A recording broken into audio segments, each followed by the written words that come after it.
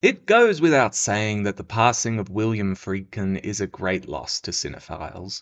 His latest, and now final film, The Caine Mutiny Court-Martial, will play at Venice in September, and after 12 years since the underrated Killer Joe, I think it will be a must-watch. For this in memoriam video, I'm going to talk about a phenomenal Friedkin film though, called Sorcerer.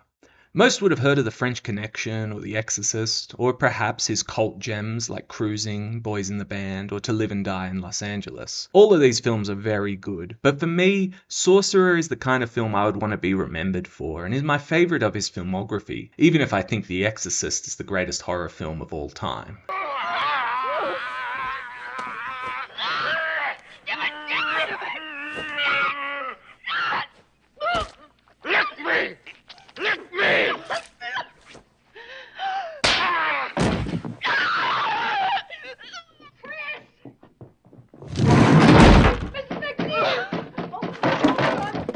Sorcerer tells the story of Nilo, a Mexican assassin, Kasim, a Palestinian terrorist, Victor, a crooked banker, and Jackie, an Irish gangster, who each find themselves in the Latin American town of Porvenir, which is seemingly under the grip of a despotic ruler.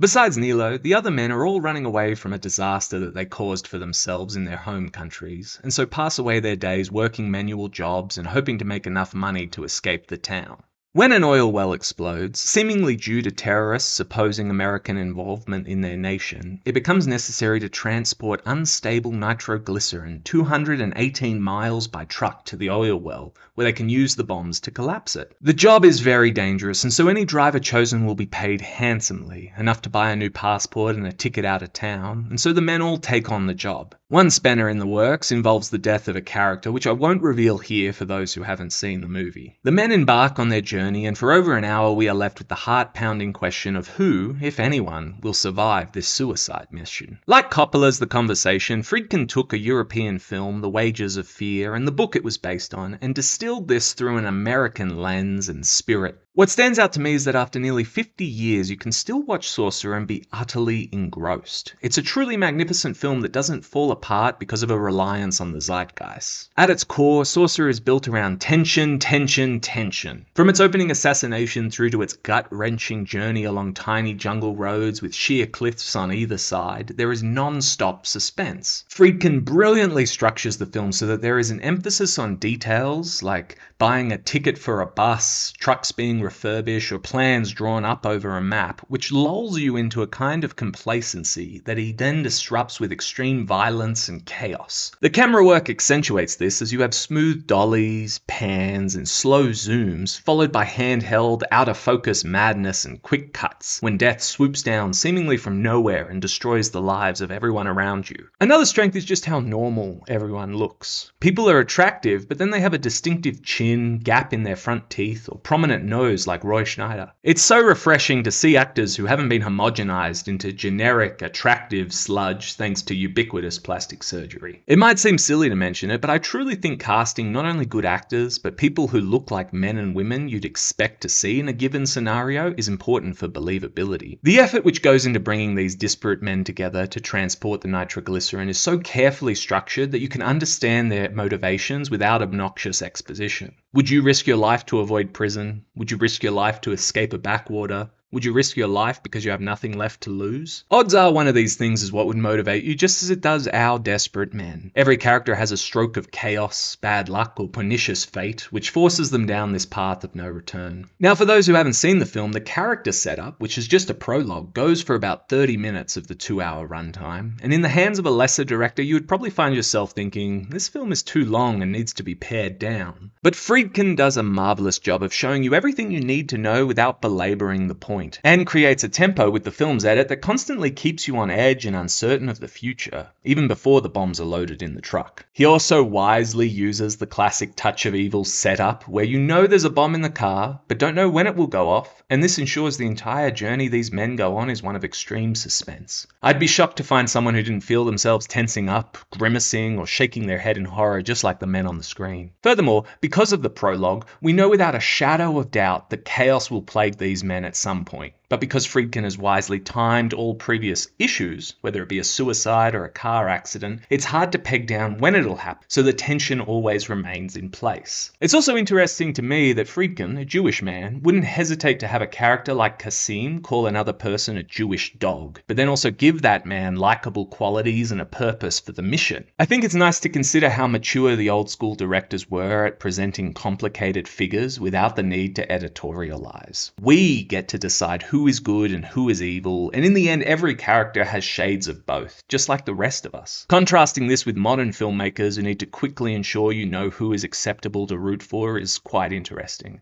I think we've fallen from great storytelling heights. The cinematography is of course gorgeous, and DPs John M. Stevens and Dick Bush wisely anchor the camera close to the trucks with wide shots that show the treacherous edges of the jungle all around them. Every performance is great, as I mentioned, but I must say I found Amadeus as the Palestinian terrorist to be particularly gripping. He plays Kazim with such desperation, and his eyes give you everything you need to see his very soul.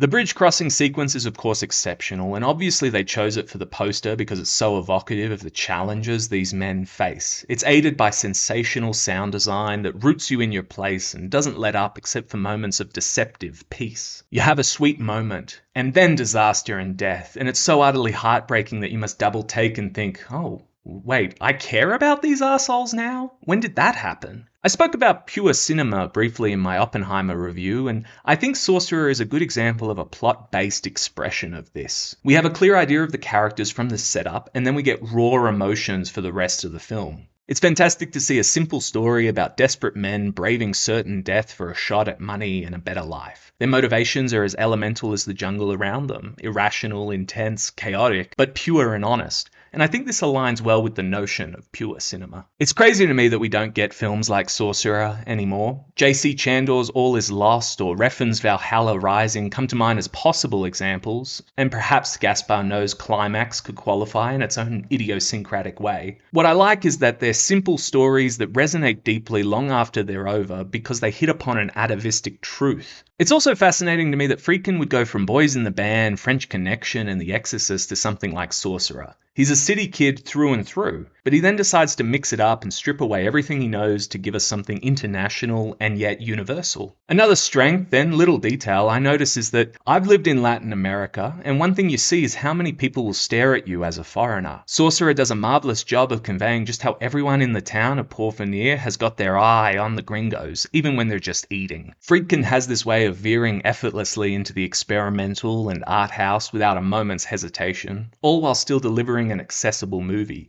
and he does this in Sorcerer at the perfect time in the third act. Watching a character wander through the night carrying nitroglycerin, his face covered in dust and his eyes catatonic, is a haunting image that elevates the film's artistic merits. The madness which consumes these four men as they know literally any wrong move would be their last is phenomenal, and it plays exquisitely well once you bring in the avant-garde editing. Like all good 70s films, Sorcerer leaves you with a sickly feeling by the end as there's a resolution but no real catharsis.